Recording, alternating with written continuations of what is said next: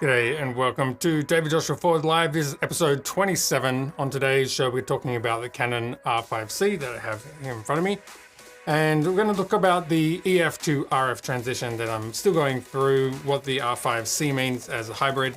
And then we've got 3 tips for you to do with audio, how to power it and rig it to get the most out of it. And then a bit of a user guide in terms of some focus tracking. As always, drop your comments into the chat and we can answer any questions. And if towards the end of the show you want to actually join live, I'll post a link in the chat and we can chat and find out what you're interested in. Sounds like Jules is going to play us out today with a bit of music towards the end. So I'm looking forward to that. See who we've got in the chat here. To start with, we have Yana by 62 from Australia. Welcome. It is very late, I think, there at the moment. And as I mentioned, Jules has said he's going to come live on the show and play some jazz to close us out. So that is something we'll look forward to testing that out with. All right, but to start off with the EF to RF transition. So let me adjust some audio down here. I've got my audio a little bit too loud. Okay. The Canon Canon 5D Mark II was back in 2008. This is the Mark IV, but that was sort of a transition between a stills camera then becoming an audio camera. Sorry, I'm just getting a bit too much audio going on in my ear here. So I can't think straight. And then let me back up. So when the 5D Mark II came out in 2008, that's when there was high video capabilities that were put into a stills camera. And so I jumped on that bandwagon and for a number of years was able to incorporate stills and video into the one camera and consolidate my cinema glass, well, not cinema glass, but lenses that you use for video as well as lenses that you use for photography. One of the main limitations, of course, is audio, because in these ones you need a separate recorder. And I don't have it here, but there's a H4n and the H6 with zoom devices, which are very popular with indie filmmakers to get audio into these devices. But they were kind of weird and had to rig them funny. So along the way, people would upgrade to C300 or 500 or 100. I ended up getting the C200.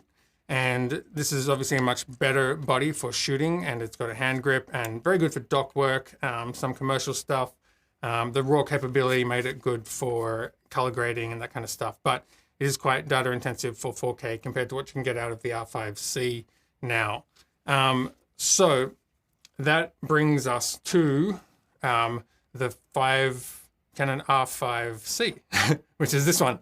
And you can basically get 2 cameras in one. So you've got a stills mode and you've got a video mode, and you'll see on the switch here, it's actually a dedicated power switch between them. So you're either fully in stills mode in the stills menu, or if you switch it over to video, it's going to power off and then boot up again into the video mode. And it's just an interesting proposition because it really makes us, sorry, go back here, getting lost, have a sort of 2-in-1 approach to shooting video and stills. So you have the power of 45 megapixel raw photos and then also 8K 60p raw, which is pretty amazing to fit in such a tiny body. But there are a few caveats of things that still don't quite work with this camera, and you need to make some modifications to it to get the most out of it. The first one is going to be, let's take a look at down here, this lineup. So the XLR audio, there's no audio here to bring in professional audio, whereas the C200 always had the XLR audio inputs here.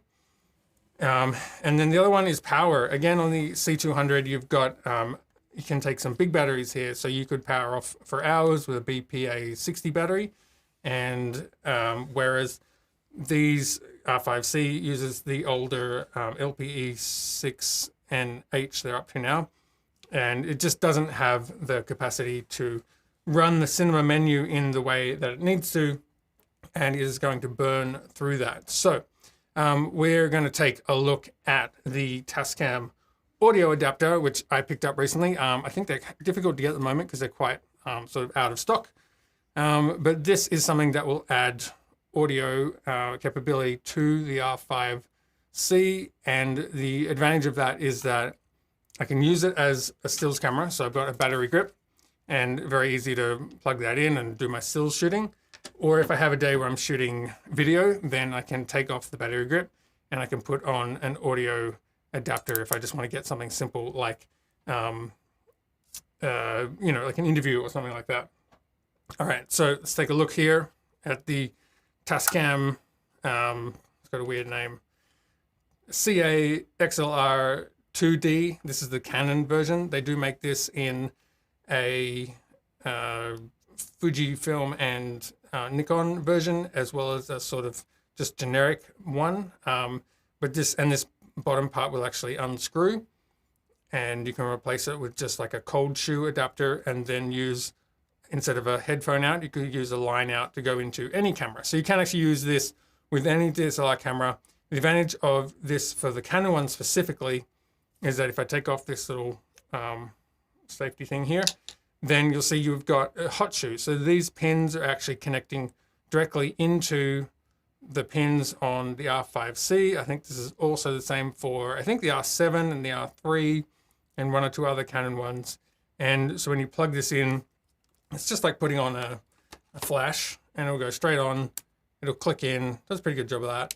And then you can turn on your video camera and you have essentially a DSLR on a more cinema type rig setting here. Come a little bit wider so you can see what I got going on. All right, I'm gonna move this Canon one out of the way, and this one, so I get a bit more space here. And we're gonna build out this camera a little bit.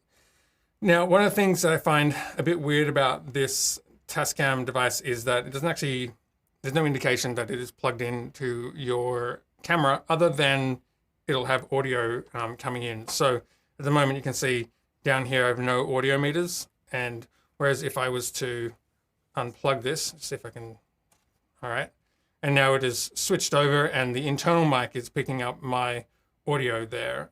So that's really the only way that you can tell if this is seated properly, which is a little bit strange. I wish it sort of registered it as the actual device. I haven't had any problems with it so far, but that is just something to bear in mind and to consider. All right, losing my earpiece here. All right, so let's take a look at the front panel, and I'll just give you a little bit of a workaround. So we've got two inputs, an XLR1 and 2, and then also a third input if you want to take a 3.5 line in. On the flip side is the panel where you can pull this up and you've got your two inputs here. This button here will show you whether you're running off battery power. That's one of the main advantages of this, is that you can actually power this from the camera's power, and so you don't have to worry about managing another battery source. I usually use it in mode select 1 and 2. That means both channels 1 and 2 are being put in. I would put in like a shotgun microphone and then a wireless lav on top, which I'll plug in a second. And I've got the 1 and 2 link gain off. This means that these are separated and I can control them separately. For my input 1, I've got phantom power of 48 volts turned on. I have heard some people talk about actually blowing this unit up when they unplug a microphone when it is plugged in phantom power. I've only had this for a couple of weeks, so I haven't run into that yet, but it does concern me that this $500 device might have something like you plug a microphone in while there's phantom power on and the whole unit is fried, but we'll see. Okay, along the top here, we've got an attenuator if you need to cut some line level out of that. You've got a low cut of 80 or 220 Hertz. And then we've got inputs, and I usually put this on manual. You can adjust it here. You're not going to see any digital meter here. It's just going to be analog and then whatever shows up on the screen down here. And then the limiter, you can either turn that on or off. Similar sort of things on side 2. you've got the control here. I've put this one on mic line for my Sennheiser microphone out from the wireless mic. Attenuator, low cut, level, and limiter. Flipping this over, on the back you can either monitor headphones out, or you can flick that over to a camera line level out if you wanted to send this audio port out into the camera itself. But the advantage of the Canon one is that it's all managed through the hot shoe, and so it's a bit more of a, I think it is a digital conversion. It's at least digital in here. I'm not sure what gets sent through the hot shoe. And then you've got volume up and down. Again, no feedback. You'll just have to listen to that and see what level that is at. So on the whole, I found this device, I don't love it yet. It feels a little bit plasticky, and I think it's too big. It's also too small, interestingly enough. So if where are we? Let's get a few audio pieces here. So the microphone that I bought a while back is this, so I've got a 416 shotgun above me, which is what I do most of my interviews with, and that's what I run this live stream with.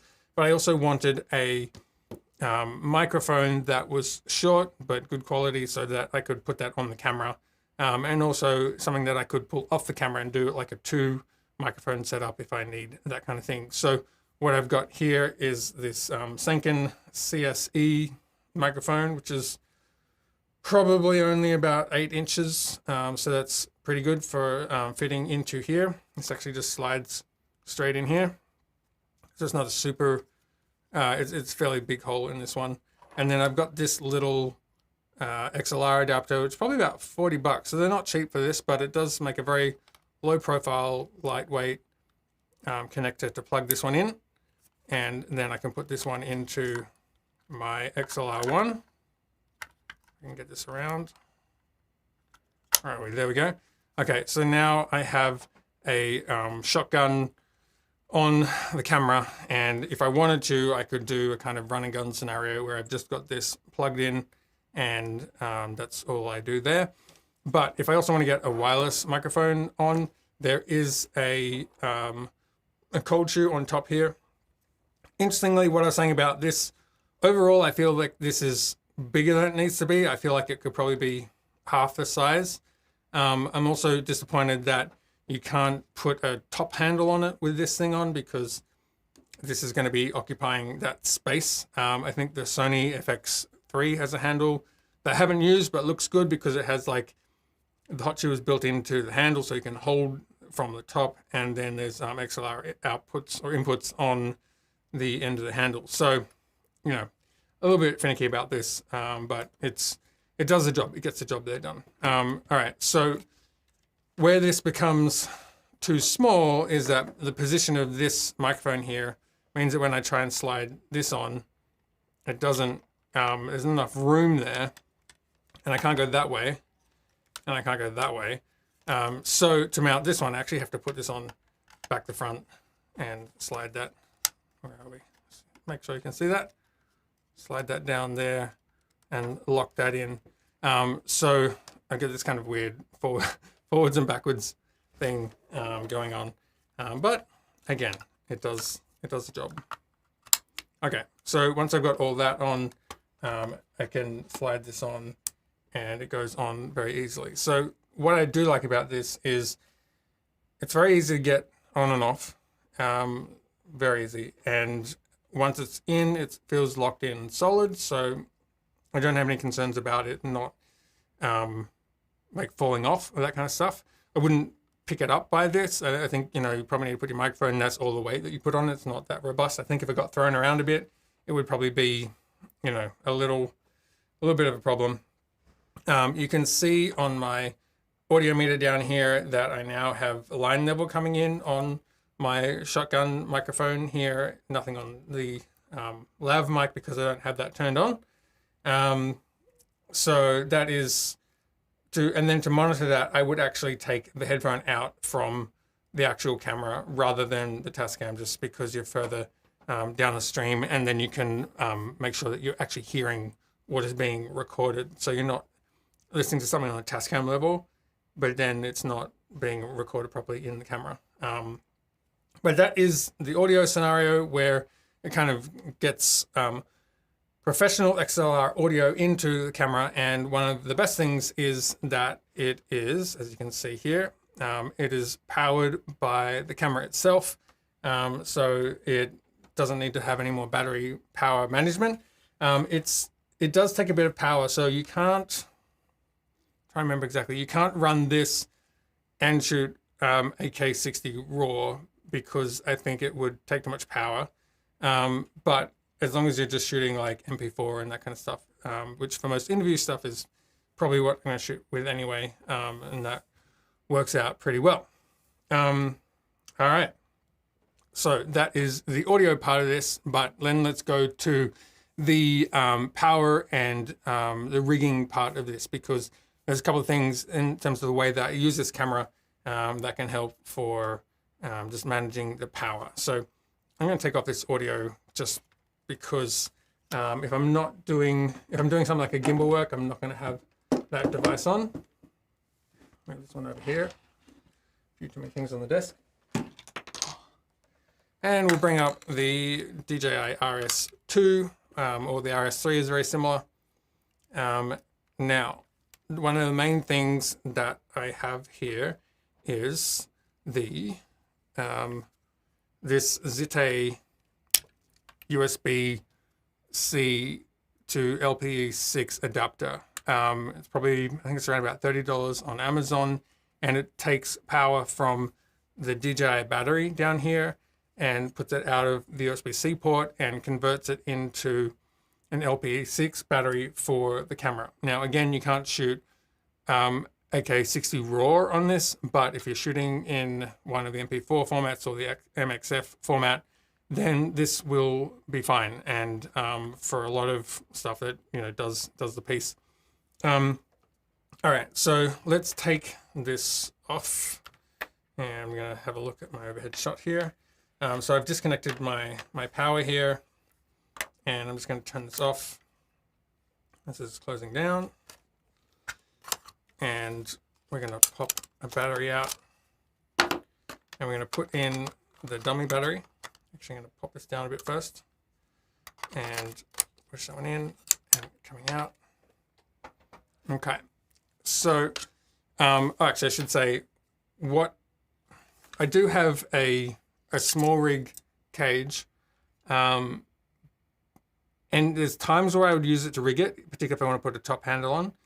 But in terms of getting the audio on and off quickly, and then also the gimbal, this small rig cage doesn't actually work that well, because if I unlock, where are we? This one, unlock the gimbal, put it into a mode where you can see it. So normally you would slide it on this way, but this Arca Swiss plate has to go this way into it. So I can't slide it in this way without taking this front plate off. And I really like leaving that one in place because it's very easy to slide in the other one. So I've tended not to use that small rig cage and in favor of just the DJI Arca Swiss plate that comes with it, and then I have a rig that I'll show you for the interview rig in just a second. That's the one back here. All right, so to put this on, I've already balanced this, I think. We shall see. It just slides in, and then you lock it on the back here. You just lock it down like that, and you put this on here, and I've got to take my lens hood off because I don't think I balanced it for the lens hood. Okay, so that's roughly balanced. It's pretty good. It's not doing any like major torque against the motors. And then I can plug in the cable. So the top one is coming around for control on the camera, and that enables me to start and stop down here as I'm going. So the purpose of this rig really is to make it lighter. If we have a battery, like, where are we? And I'll show you how to do this one in a second, but we can get a V-mount battery, 98 watt hours. This thing will go all day. and I'll show you how to like mount that there, but that does add a certain amount of weight. So depending on how long you need to shoot for, the powering the camera off the gimbal will give you, I'm guessing 1 to 2 hours. I haven't done like an actual field test on that. Whereas these LPE6 and H batteries, they're meant to give you 40 minutes, but I find they really give you more like 25. So I feel like I'm constantly changing batteries. And then if you've got an older one of this, so it's still Canon, but it's just a little bit older, then it really does not last longer than 5 or 10 minutes, and I'm just constantly changing batteries. So not just not a good look on set, but it's just, it really disrupts the workflow when you have to think about power and media cards and that kind of stuff. So the more that you can get rid of power problems and media card problems, then you can just focus on shooting. All right, so I've plugged in control into the front here, and then I'm going to plug in, where are we? The power is going to be the one below it. There's three here. I've got control on the top, power, and then the bottom one's blank. And so now, when I power on the gimbal, it will, where are we? It will power on the camera. So let me just see what we've got in terms of a top-down angle. I could probably go a bit wider so you can see what I'm doing. Okay, so down here, I'm powering on the gimbal. So you got to hold that. It's going to power up. And I can also turn on the camera. And now I have power. And at the moment it's calculating the battery. It says it's full. It's saying I have 61 minutes. I feel like it would go a little bit longer than that. But the advantage is that this is very lightweight. So rather than having, this is like probably the lightest weight you can have, and you can be running this gimbal around for, I would confidently say, over an hour, to then, you know, do all of your work and not kill your arms, because, you know, it's fine for 10 minutes, but, you know, if you're shooting for a full day with a gimbal, that is where this is going to kill you. So these batteries are only about $100, and I would quite happily spend a couple of $100 getting several batteries that would last 1 to 2 hours each, and then I'm not having to worry about changing them. Now, there is one quirk, which is sort of comes back to Canon not liking third-party batteries, which is if you turn off the camera and then turn it back on, it's not actually going to power on. So let's go back to here, and it's going to turn off the camera. Cool. All right, and now I think this is right. We'll see. Okay, so now I've turned on to video mode, and it's actually not turning on at all. And the reason for that is it remembers, I guess like the battery memory of this remembers that it's not an actual Canon battery, and it goes, nope, not going to use that. So the only way to power this on again, I think, is to disconnect it, but let's have a look. It could actually be powering down the DJI and then powering it back on. So I'm going to plug this one out. So that's fine. And then plug this back in. Okay. And then you'll be able to see here, it is powered on again.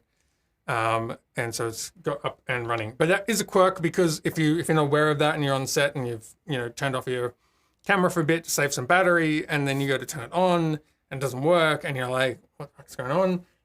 So just be aware of that as you go around with that. Now, just say you want to run this thing all day, then that is where running it through a V-mount battery is going to mean that you could just run this rig the whole day. If you're powering this camera off the V-mount battery, I'll do a full day shoot, and I still have juice left in this, so I don't have to worry about thinking about it. So what I've got, and sorry, it's linked below, are some small rig pieces. Now, you remember from a previous live stream I talked about this one of this hot shoe and a V-mount plate. So I could get this in here. Where are we? And then I could mount that to the top. So if I'm going on vacation or something, I could have a huge amount of power and just a very small piece of equipment, so I'm not carrying a huge amount of rigging. But if we take this one off and where's my Allen key? So it's an Allen key on the back here. And I've got this piece here, which is a NATO clamp. And what the NATO clamp will do is actually go on to the side here, and it's on the side here, and then you have the V-mount battery there. So to do that, we need to undo these, and good to see some people filing in. Yes, I did have a slight change. I'm still trying to work out the time that I do this each week because jobs change. Normally it's been, I've tried to do Monday at 11. I'm considering Tuesdays at 10. But let me know if you think Tuesdays at 10 a.m. Eastern would be good. And that is also subject to change just because the jobs change during the week. And sometimes I can't do it. But generally, if I post it the night before, that will be the time that it is for the next day. But trying to find a time that works for most people around the world. I think early my time is good because it means the West Coast people are up, and then we've still got the Europeans, and Asia is still up, and my home country of Australia generally misses out because they are sleeping. Okay, so now I have this one. If I come in here, try and get my focus up here. There we go. It's a little bit out of focus. Let me just move this one out. Okay, so I have this NATO clamp, and I have the V-mount, and it's basically going into the battery. And now I'm putting this one. Let me see if I can get a closer look. How are we going to do this? It's a little bit too high. Move this forward. You get the idea. So this one goes on. Open it up, and that one will go. Am I going the wrong way? What am I doing? No, gotta open it up, and then that's it. Okay, I had it the other way around. All right, so mid shots. Pull back here. So this one adds a bit of weight, but it also means this rig could go all day, and that's not that much bigger. The other thing is, even though I have arms for this and can add on screens and all that kind of stuff, I generally find that becomes unwieldy. And as we'll look at later on, the touchscreen is actually a very powerful way of using this camera for focusing. I mean, if you're going to have a dedicated focus puller, this is a whole different video, right? Like you're using a different camera, using different gear. This is really for someone who is solo shooting, who is managing the camera and is also focusing and doing all that kind of stuff. So what we have here is this one. All right, so the weird thing about this ZTE adapter is that it only works from the DJI. So even though this battery has a USB-C power port in the top, it doesn't decode it properly. So I'm just going to pull this one. So even if I was to try to plug this in, nothing happens. So, which is a bit of a bummer. I wish there was, and there probably are other ones out there that will take a power bank or something like that and put it into a dummy battery. The advantage of putting the power through the dummy battery, of course, is that it leaves the USB-C port open. In this instance, I'm using it for camera control. But if I was doing a live stream or some sort of webcam thing, I might want to use the USB-C out to do a webcam into a computer. And if that is occupied, then can't use that. So I have a different cable here. This one is an Indie Pro. Where is it? It doesn't really say it very well. Yeah, here we go. An Indie Pro D-Tap. So that's coming off the production battery, and then this actually has a what do you call it? A down converter. It's not the right word for it, but very important that you don't just plug 14 to 16 volts from this battery straight into this 9-volt camera. This dummy battery has a converter inside of it. All right, so what we need to do is take this one off. I'm just going to turn this gimbal off first. Again, very easy to disconnect, which is why even though I have that cage, I'm sort of taking to just using that plate on the bottom. All right, so I'm going to pop out this one, put that one over there. I'm going to put in the other dummy battery, and this dummy battery will carry us over to our next rig as well. All right, so again, you can just slide it in. This sort of changeover on a set makes a huge difference because time is money, and if you are waiting around to try and rig things and balance things, it's very difficult. All right, so plug this one in. We are going to turn this one on. As you can see on here, if I pull out a bit, we are powered up. So now I'm powered up and my gimbal is off. And this means that this one, which just says full, this will run this camera pretty much all day. And so this is also good for an interview rig. And then that leaves the battery for the DJI free to just run the gimbal. And then that should run it all day, you know, like 4 hours, 8 hours, that kind of thing. And yeah, so that's how I'm doing the gimbal stuff. Let's take a quick look at some comments while we are here. Hi Hisham, good to see you here. And we've got Tom from Norway, and who loves the studio. Thank you.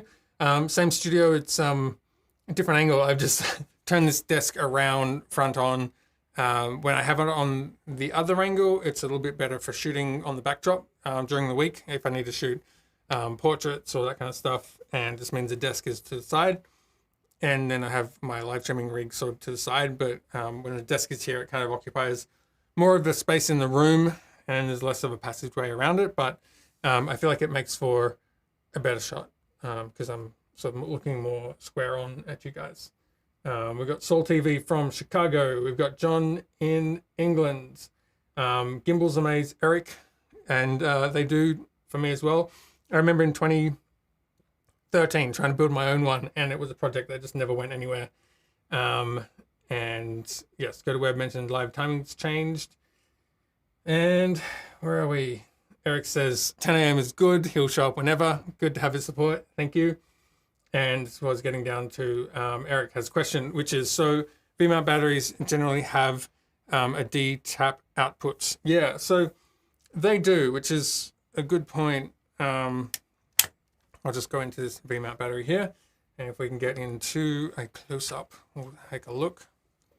Move this over. So the ones that I've bought a bunch of, because I like them, are these FX Lion Nanos. There's a version 2 here, which is a 98 watt hour.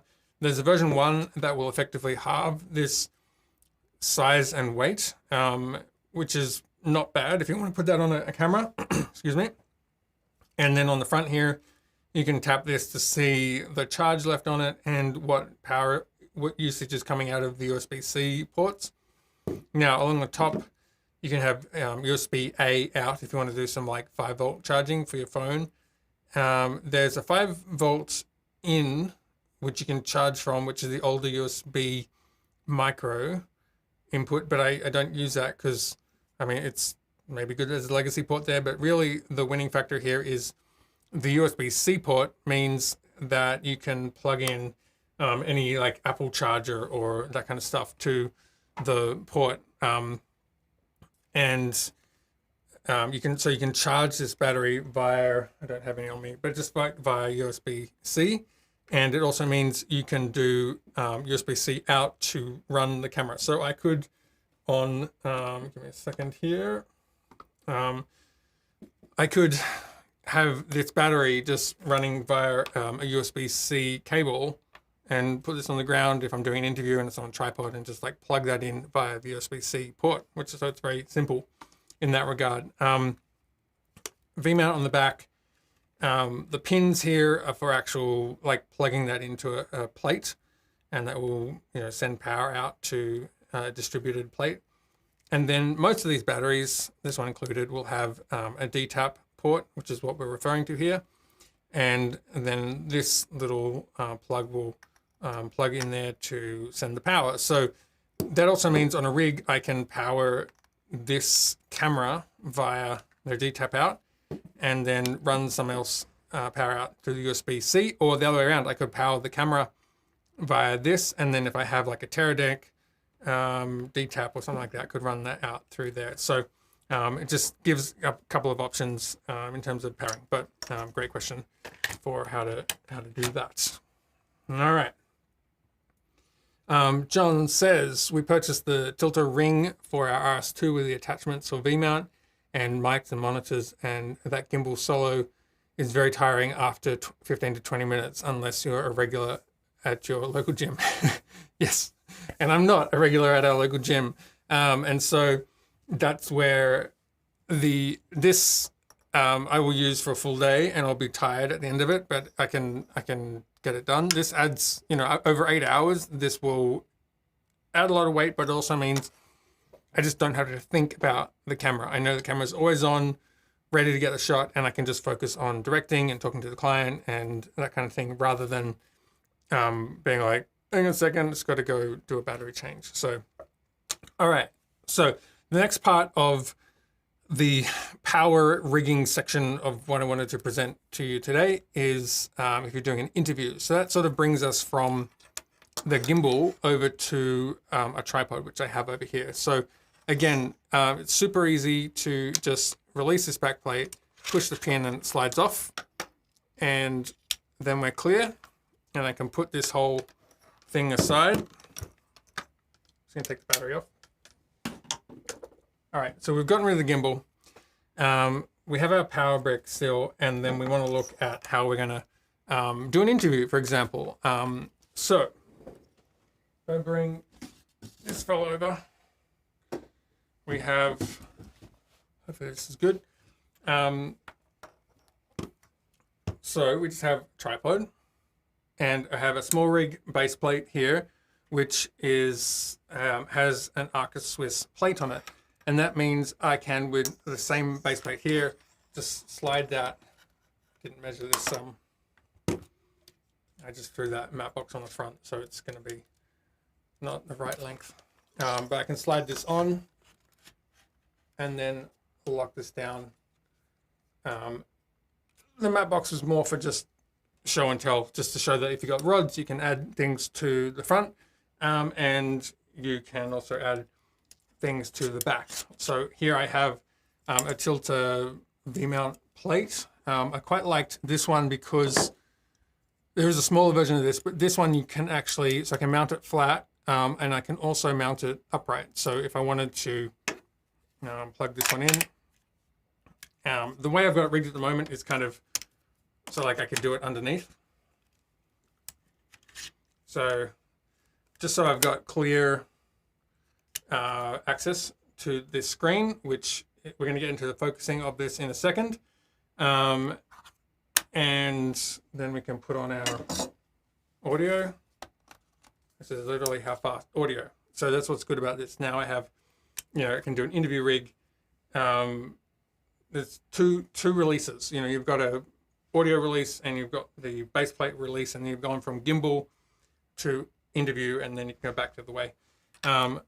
So then this D-tap cable gets plugged in, where are we? Over here, which I just need to move this out a bit more. And where am I? This way. And put that on like that. I can find it. Oh, I just released it. Okay. So, and you could tidy up this cable a bit, that kind of thing.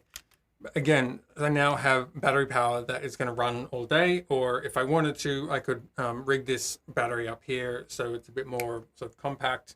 I usually have the screen out, but if I wanted to, I could put the screen in. I think the screen needs a little bit of love and attention because it is not the strongest of screens, but for focusing and that kind of stuff, it's a very good way of doing that. So that is how we're going to go and do the powering on that. All right, so let me just de-rig this. Put some things down on the floor. And what are we going to do? We're going to unplug the power. And I'm going to take this one off. So that would be my interview setup. And then I'm going to move this one up here again. Okay. Now, if you're doing live streaming or something and you're using USB-C power, which I have this coming in from just a regular power bank, you actually have to have a battery in here. So I can't use this dummy battery. I got to get rid of that. Put my LP6 in the camera, close it up. And if I turn this on, put this up, put my lens hood, it's going to give me my shot back. And now we're going to get on to the next segment, which is looking at focus tracking, because I've seen a lot of YouTube videos about how the R5, the Canon R5 photo version of the camera has good focus tracking for eye and for selecting a subject, but it doesn't have that in a cinema menu. But it does actually have that in the cinema menu. It's just a different layout, and so you've got to have a bit of a better understanding of how the cinema menu differs from the photo menu. All right, so this is the camera here, so let me get it lined up. I'm going to plug in the power because, as you can see here, I got 54 minutes, apparently 54 minutes, but so I want to keep this battery juiced up. So I'm going to plug in USB-C power. You'll see this will switch over to USB PD and full. So we are running very well here. I'm going to zoom in on this little snow globe. And then I can tap to focus. Okay. What we got? Power cycle is.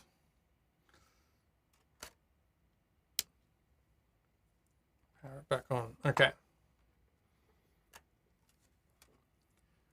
All right. So when you go into the menu, it's going to be here, and you're going to set this up over on the menu, camera menu 4. I've got this on to enable continuous AF, and not only around a point, it's got it fully enabled, and the AF frame is going to be the whole area. That's one of the main things here, is that you want on the whole area, not small or large. And I personally have my AF speed high and my response high, just because I feel like I mostly want to I want to see you guys. Where am I? Here I am. I mostly want to be in focus. I'm not doing any like maneuvers with this camera. It's more just like I want to be in focus. All right, let's go back to the camera. And then across one menu, so this is camera menu 5, is face detection and tracking. We're going to turn that on. Face priority is going to be on priority, not face only. And then eye detection, I actually have that turned on, and that will allow, you know, like a little box going over the eye there. And then the next thing to look at is over on this custom menu here is the AF lock button, which is going to be this AF on button. You may remember from photography days the back focus. So you would hold down your thumb on the back AF button, and that would engage the focus, and it would be in a sort of servo mode. And then when you release your finger, it would stop the servo, and you basically manually focus to that point. So you can take a whole bunch of shots and you know your focus isn't going to shift. Similar sort of principle here with the AF lock. We're going to make sure that this button is on AF lock. And what that is going to do, if I get out of the menu, it means I have two modes. I've got AF on, and this is on and then off. Okay, so we're in manual mode now, so I can actually focus, and you'll see these little points will go green when it's in focus, like that. And then I can zoom in and just check if I am fully focused. And this is manual mode. So what you could do is, just say you're in an interview and you're shooting very shallow. What you do is you go into AF mode, and you can tap on something. And so you can tap on the person. I think I'm a bit too close. I think that's what there we go. Okay. Okay, so we can tap on our focus and we're sharp. And then if I tap AF on, it's actually going to be locked in focus. So that's one way of setting focus semi-manually and knowing that it's not going to shift. Also, if someone walks through frame, they're not going to pick up the tracking of that. But then the main thing here is I don't have I should have had a person or a little figurine to get eye tracking. But with this camera, it will look for an eye by, like initially, it's going to look for an eye as a priority. But you can also, because we put it on that menu mode back in the camera, on this AF frame whole area, because it's searching the whole area, that setting means we can actually, I jump back over here, put this on here. Okay, tap there. We can actually set, when we're tapping the screen, we're setting a focus. So now you'll see as this is a little bit difficult to demonstrate, but you'll see that as I'm moving the camera around, that point is actually selected. And the good thing about that is I could do a little camera move and like push in, and the camera is doing the focus adjustments. There we go, I'm past my focal point there, I'm too close. Come back. So that's a little bit of a funny example there, but that is how you get the focus for the cinema mode of the 5D, the R5C is essentially what we've got going on there. So I hope that made sense. If it didn't make sense, let me know in there. A couple more questions. Keon, welcome. Good to have you here. Says, have you tried Sony mirrorless cameras and how do they compare? I haven't. I've been a bit of a Canon fanboy, I guess, from, when did I get Canon? 2004, I think, 4 or 5, somewhere around there. I got a Rebel. 350D was my first camera, and it's something, as I was saying at the beginning of the segment, about the EF lenses. You buy a lens and then you buy another one, and because they're all interchangeable, you can kind of build up an ecosystem of lenses over time, and that's where moving to the new RF lenses kind of throws a spanner in the works. And it's been a while since I've been using the C200 for a while because I have not wanted to jump onto the C70. That kind of stuff, because all of my lenses are Canon ones. I have used like the FS7 and FS9, that kind of Sony cameras, and I mean, I would say Sony's a great brand. In terms of the A7S III and all that kind of stuff, I haven't used a whole lot. I did many years ago, but really I've been buying Canon stuff, and something about staying in the ecosystem and just enjoying the colors and the menu layout. I think it's like once you master a camera and the menus and all that kind of stuff and become very familiar with that, then the actual operation of the camera can fade away and you can focus more on the content. I find that when I'm going to a shoot and it's a new camera that I haven't used before, my headspace is a little more in the kind of like, wait, where do I find that codec or some sort of setting that I'm looking for, rather than thinking about how the shot is actually framed. So Keon's a Sony fanboy, so it's okay, we can still hang out and get along. At the end of the day, we are here to make films. I've got to try and take that one off screen. Cool. What else we got? All right, so I think that brings us to the part of the show where Q&A. Do you have any questions about the Canon R5C or my studio setup? I'm going to drop in the link if anyone wants to chat. If anyone wants to join the live stream, you can jump on again.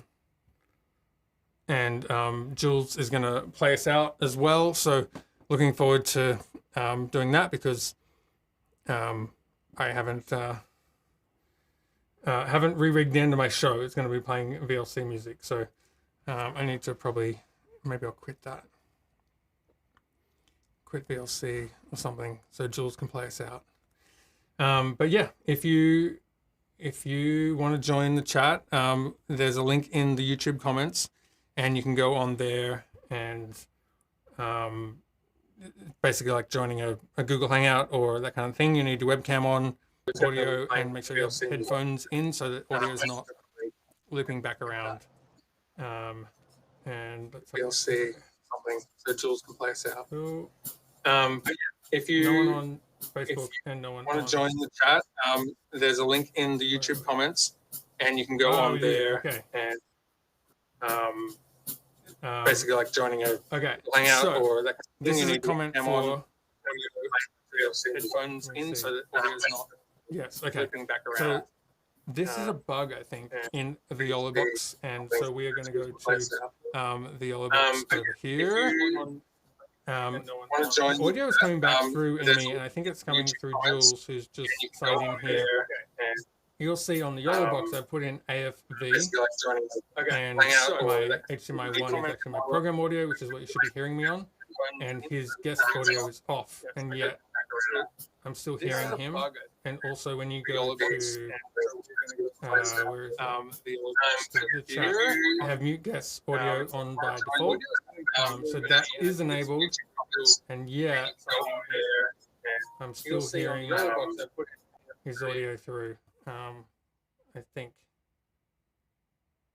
we'll see. I just turned him off there, but hopefully we can get back to it.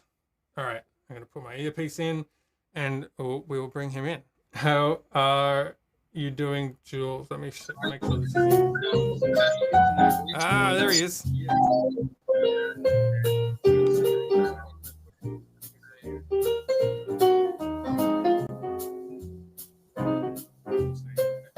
All right, so we have Jules, who is in New York City, just up the road from me.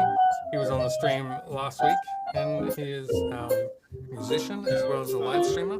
And you're hearing his jazz coming from the Upper East Side of New York City. So good to have that background. You can hear me, Jules? He's probably got his mic off. He's listening off. Come back and we'll keep that going in the background there.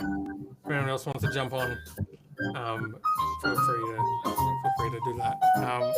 We will. Yeah, it's nice having a bit of background music there. I should really make a two up. So again, to do that on the YoloBox Pro, I go to side by side, and I'm going to go HDMI 1 and 2, and next. Come on. Next. Okay, it's done. And then I can select it. And then we have a two up.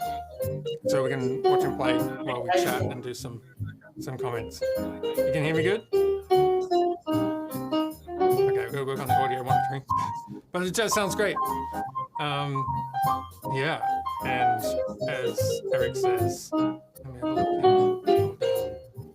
Eric sees him coming through, and so smooth. You'll see interesting here. So this is how I'm running my graphics. So I've got HDRI running into my program, but then YoloBox is becoming the master feed out. So that's why that comment is small. So nice to have some good background music. All right, Tom says, with a new stabilization in RF cameras, in the Canon RF cameras, what is the point do you need DJI? Sorry, start that one again. With the new stabilization in Canon RF cameras, at what point do you need DJI gimbals, that kind of stuff? I guess you need a lot more movement before there's a need for them. I think you can get over both ways. So let me just check this. I'll just bring him back. Okay, so one of the reasons that I've been buying RF lenses, and what lenses like the 24 to 70 as opposed to the 28 to 70, is because of the image stabilization in the lens. The R5C doesn't have in-body stabilization like the R5 does, but as a filmmaker, that's okay, because if you're in a moving vehicle like a car or a boat, then you're going to get some weird drift. So I don't mind that. Plus, also in the Canon menu, you can go in and turn on image stabilization. So if you're doing a shoot where you're not shooting a feature film or something, you can sacrifice some quality and punch in a little bit, and it'll do some digital image stabilization in the camera, which helps out a lot when you're going into post. You don't have to worry about stabilization so much. So I think the image stabilization in the lens combined with the digital stabilization in the camera is a is enough for handheld shooting to get some good shots. I think when you then go to like you're running down a road or shooting out of a car or something like that, that's where the gimbal will give you a whole nother level of stabilization. And it's also easier to hold like a stick rather than is to, you know, be holding it like that. So that's kind of how I would break that down. Like if I'm doing, like we were shooting last week, some kids running around for a hospital thing, and it was B-roll of them in the room that was sort of handheld. It's easier to kind of get around with that. And then with the gimbal, when we went outside and they're on a trampoline, they're jumping around, that was getting onto a gimbal and sort of following them around the backyard. So, I think it gives you the flexibility. And what I was trying to show you here with this particular system means that you can switch between it instantly. Like you can just take it off, do a handheld shot, put it back on the gimbal, and you don't have to worry about re-rigging and rebalancing. So that's how I would do that. Keon says he's having a grand old time playing the music. It's good to have that. I hope I'll be able to chat to him at some point. He's just like, he's working for free at this point because I haven't even been able to chat to him. Great question here from Keon. I said that right, Keon? Which is, what codecs do you use on the camera and what are your go-to settings besides autofocus and stabilization? This is a good question. So let's cut back to the actual camera. Like this. Okay. This is lined up. So I will, under menu, go over to where are we? We're going to go over to the third one across. This is under the initialized media. I'll come down to, I'm usually running on 5994 because that is the, here in the States, back home in Australia it was 50, which was made a bit more sense. Sensor mode, I run full frame, but there is the option to go 35 or 60mm, which is a really nice feature. My go-to at the moment is actually the HEVC format in 10-bit, and then going to a CF Express card, and I'll be shooting at UHD kind of setting. I shot a video this week for YouTube, which I actually did shoot at 8K at 7680, just because you can. And then my frame rate would normally be 2398 for film work, but when I'm in the live streaming environment, it's sort of 2997. But yeah, you can see here 8K footage at 540 megabits a second. That is amazing. Like you're getting a lot of like quality footage out of a low data rate, and particularly when you bring it down to the 4K, 135 megabits per second. For something that is still 10-bit and has, I think, a pretty good compression. You know, I mean, I work with some clients who want it in XF ABC because it's a pretty sort of tried and true edit format and fits in with other cameras, C300 Mark III and all that kind of stuff. If I'm shooting like high-end real estate or something, I often go over to RAW. I've steered away from the RAW ST. You can see here it's almost 2000 megabits a second, whereas if you go to LT, it's 1200 megabits a second. So you can actually, 2398, it's about a gigabit per second.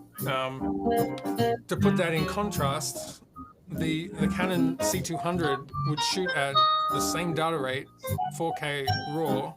Now the R5C is shooting the same data rate in 8K. So I feel like the compression methods are getting better, and that gives you all of the raw capability of being able to unpack it for a color grade if you want to go that route. But depending on what you're shooting, like a lot of stuff going to web doesn't need to be raw. Sometimes I get excited and I just sort of shoot raw because I want to like make a masterpiece. But then I'm also looking at my edit suite and I've got like 2 terabytes of footage for a tiny little shoot, and I'm like, this was dumb. So in terms of if you light it well and you shoot it well, then really looking at something like MP4 HEVC in 10-bit and the CFast Express card in 4K is probably enough. And then what's really nice is if you go over to this menu here, you can actually turn on second card functions. So this is where I can go, the main recording is going to go to the CFast card, or CF Express, or whatever. And then I'm going to do a sub-recording. That menu? Yeah. Sub-recording to another format. So this actually enables you to get proxy. I don't know how many cards in there at the moment. But essentially, look at this MP4 HEVC, still 10-bit, and I can go down to 1920. So that gives me, at the end of a shoot, it means I've got my master footage, and then I have an exact proxy that I can, not even like, computers these days can often handle it, but it can be like putting that proxy on Dropbox, the remote editor can start cutting that, and then it relinks back to the main stuff. So that's one way this camera just is running circles around the C200, not to mention the size when you're packing and you're going to a shoot. The thing I do like about the C200 is this grip. It's like, it's solid. You can throw it around a bit more. It is a better build, so that is something to consider. But from a codec standpoint, this is much better than the R5C. So yeah, great question. Eric says, nice integration of H2R graphics and YoloBox Pro. It's like a nightly talk show with Jules. Yeah, Jules can be the in-house band. Let's go back to Jules. There we go. Prime time. I don't think he's got his audio on. I see the Aaron PK1 stand in the background there. And he's got his own YoloBox, I guess. Very nice. I haven't been able to speak to him though, and it would be good to be able to say hi and see how it's going. All right, let us go to let's roll a dice, and we're going to go over to guest 21. Hi, you're on. I don't actually know your name, so when I look at the system, it just says you know, guess random name. But what's your name? I think you're muted. Unless it's me. I'm sorry. There we go. Oh, okay. Yeah. I want to try out the YOLO Live. I've never done it. So this is Tom from Norway. Tom, good to have you here on the show. How did you like? What are you interested in terms of like? Do you do live streaming, or what's your interest in production? I'm running for the magazine, so we're testing all kind of equipment, and since I started with live streaming kind of a year ago, I started buying all this Blackmagic stuff, and I have a live session with you helping me out. Yep. I'm buying your stuff, your programs for this aspect. The like the Stream Deck profiles. Yeah. Yep. Exactly. Cool. So they are, and I haven't been streaming much lately. So now I'm actually streaming off my MacBook Pro. Okay. So camera is what it is. Excellent. And my earbuds as sound. You what? Sorry.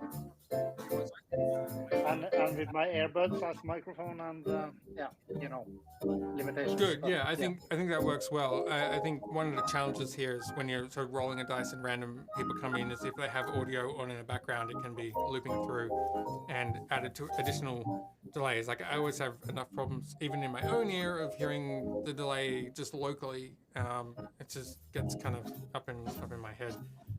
It sounds like Eric knows Tom. At least I don't know if you know each other via avatars or if it's only like on this do you episode. personally know Eric, or have you just seen him on the live streams? No, just through this episode. All right. Oh wait, I got someone else here. What's this? Guest 18. Hi. This would be Eric. Eric. There you go. I'm Yep. always where are we? Hang a second. So one of the things I'm struggling with the YoloBox is it's very visual. Like I'm looking down here. So I wish there was a switcher. But I think I was chatting with Frank over email, and he said that they're actually opening up the OSC of YoloBox. So I think some sort of companion support is coming, which would be good. Yeah, Eric, you're in Rochester, right? Yeah, that's right. Rochester, New York, photo center of the world. Excellent. And tell me about your business, or like what do you do in terms of live streaming and production? Well, for production mostly, not for live streaming of things. I'm kind of a ad hoc videographer in the sense that if somebody needs something done, I have to kind of help figure that out, do consulting, and it's at a university in higher ed. Probably the biggest thing I do is support a little video production studio with one of those light boards where it reverses the writing on the glass surface for doing lectures and recording that. That's my primary job. Okay. Well, I appreciate your tuning in every week. I feel like you're probably, you and Jules are probably the most regular people. So it's really great to meet you as well, because like I was saying to, I think Jules last week, it's like you see an avatar and you sort of get used to that. This one is my picture. wife, by the way. Hello. Yeah. Looking away in the background. And then when you see someone's face in person, it becomes a whole different thing. Yeah, totally. So I am finding one of the things with this YoloBox layout, and I can probably pull it up again here if I go to, where is it, YoloBox, which is over here, the little walking over there. So I have the guests pop up here, and they're all microphones have turned on, even if they were turned off here. But when you add a video source, you can only add one, like side by side, for example. So I have Jules loaded up in a side by side, which is how you're seeing the lovely music coming in there. And if I wanted to switch that out, there's no sort of super source, easy way of doing it other than really deleting that, and then I would go back into video source and do that kind of stuff. So I think that's something that they could work on. I gotta get through there because where am I? Back to camera. Because it's really nice having people show up and being able to chat with them. But it needs to be a little more streamlined to get people into a two-shot like we have here with Jules. Can you hear me, Jules? All right, he's just working around the clock. I don't think he's got his audio turned on, but it's really nice to have the music going on there. So we are. Interesting question here from Tom.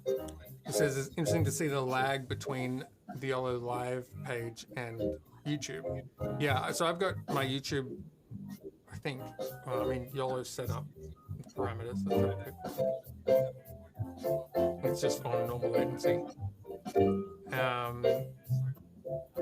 Auto start and stop is off.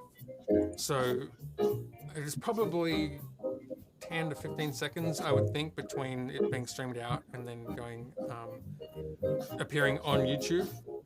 But then what I'm also dealing with is all the cameras with their processing going to the ATEM Mini Pro, that being processed in HDMI, that being sent to the YoloBox Pro, that doing its processing, and then I get to hear myself. So I've got a good half second or something in my ear, which kind of messes with my head.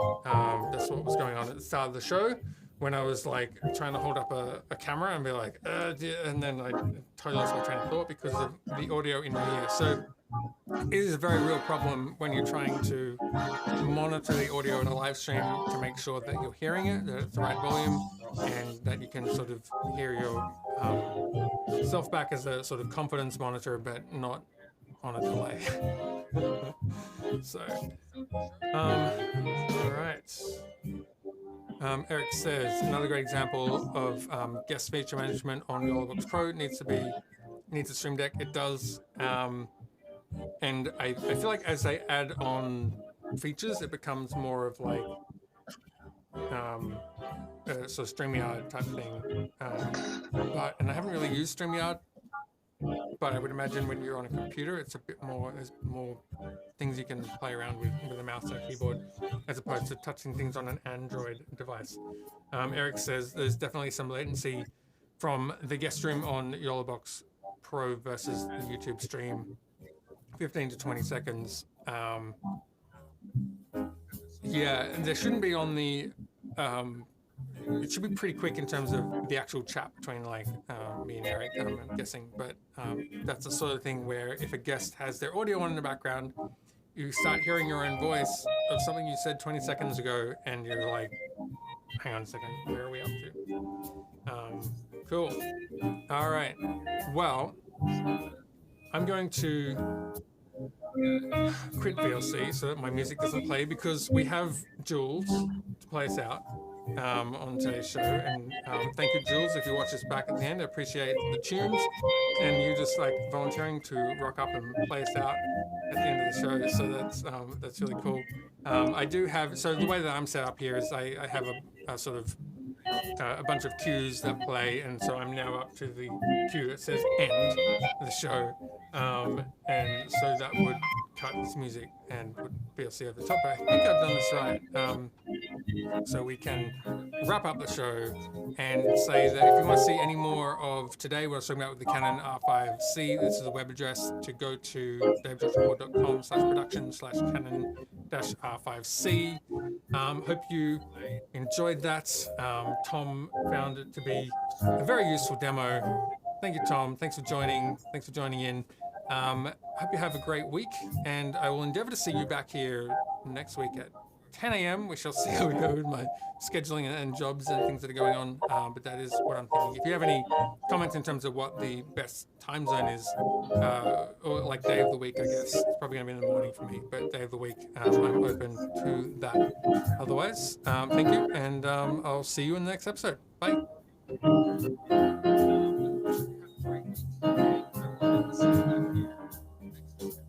If you have any comments in